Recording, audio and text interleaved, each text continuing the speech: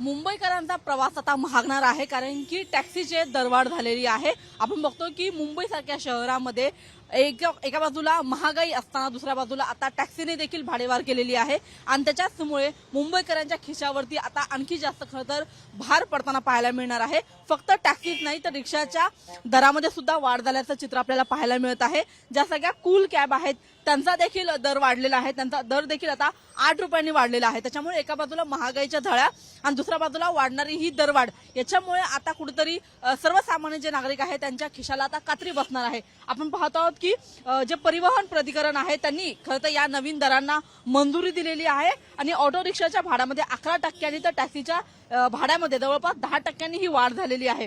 आणि त्याच्यामुळे आपण बघतो की आता मुंबईकरांना अधिकचे पैसे मोजावे लागणार आहेत।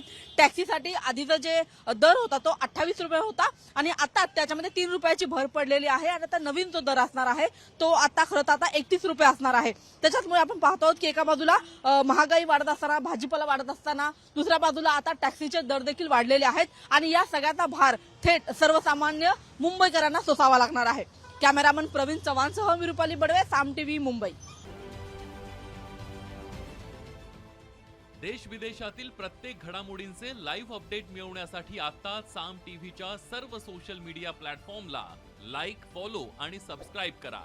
तसंच सर्व नोटिफिकेशनसाठी बेल आयकॉन प्रेस करायला विसरू नका।